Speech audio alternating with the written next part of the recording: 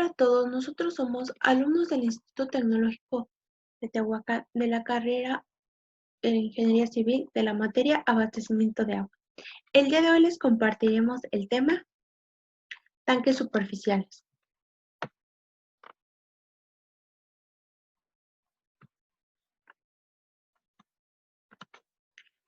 La derivación y distribución de agua deben considerarse una serie de acciones que permitan garantizar su suministro en tiempo y en forma.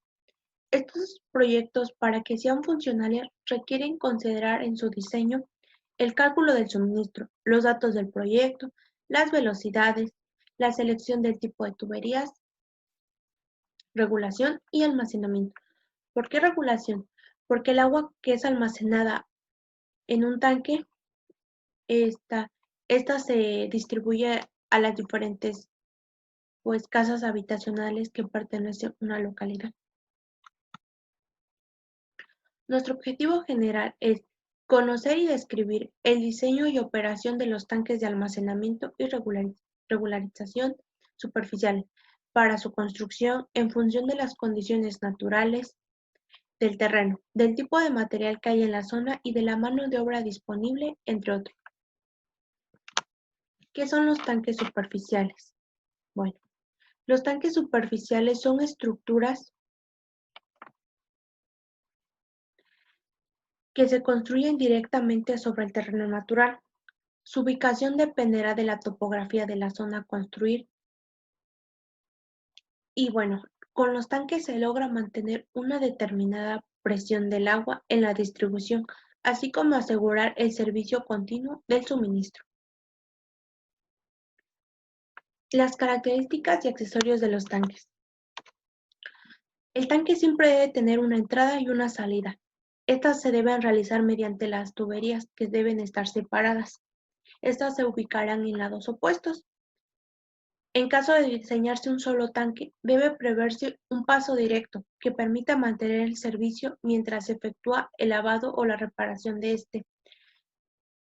En algunas zonas, dependiendo de las cantidades de habitantes, se requiere construir más de un solo tanque. Es por ello que hay que prever que a la hora de hacer una limpieza o una reparación de esta no afecte en el suministro de la población.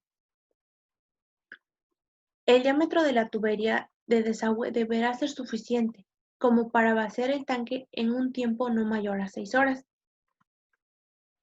Bajo la losa de fondo deberá proyectarse un sistema de drenes para eliminar el agua proveniente de infiltración. Todas las tuberías de entrada y salida del tanque deberán estar provistas de válvulas de compuerta. En el tanque se deben de incluir los accesorios indispensables como las escaleras, los respiradores, los indicadores de nivel. La altura mínima del tanque será de 2.5 metros hasta el nivel máximo de agua, más un borde libre de 0.3 metros.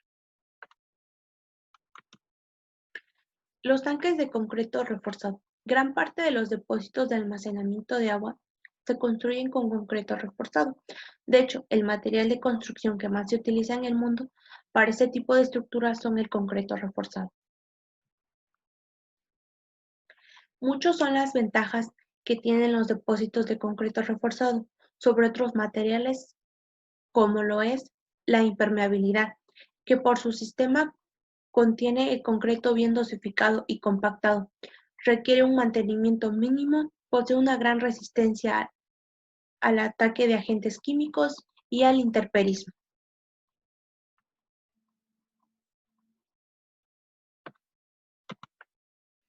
Las formas estructurales de los depósitos de concreto reforzado. En el funcionamiento estructural de los depósitos cuadrados rectangulares poligonales predomina lo que es la flexión-tensión. En los cilíndricos radical o circunferencial predomina la tensión radical en la superficie superficial o cilíndrica. La cimentación deberá diseñarse de acuerdo con el tipo de suelo en el que se desplante la estructura y las dimensiones del tanque. Las formas estructurales de los depósitos de concreto reforzado también, cuando el desplante es de poca capacidad de carga, es necesario que la losa de piso tenga una función estructural para repartir la carga en un área mayor de apoyo. En el caso de terrenos con muy poca capacidad de carga y para depósitos de grandes dimensiones, será necesario que la losa de piso contenga las traves de cimentación que ayuden a reducir su espesor. Y esto es que debido a los tipos de desplante se construye así porque en estas estructuras es conveniente que el muro y la losa de cubierta se diseñen para que tengan un comportamiento de conjunto, de tal manera que la losa le proporcione al muro una restricción a los desplazamientos en su extremo superior, eliminando el efecto de volteo que provoca la presión hidrostática del líquido contenido o del empuje de tierra exterior cuando el tanque esté vacío.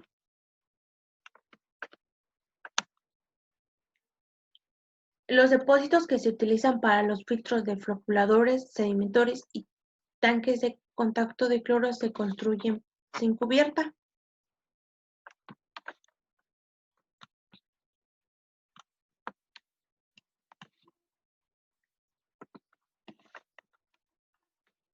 Deben unirse los muros y estos quedarán restringidos con su extremo superior. Es importante no tomar en cuenta la restricción que dicha cubierta proporciona al muro.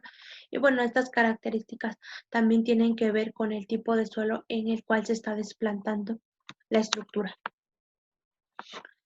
Los muros con cubierta. Si el terreno de desplante no tiene una buena capacidad de carga, el muro y la losa de fondo podrán ser continuos, y esta realizará la función estructural para repartir las cargas al terreno de una manera más eficiente.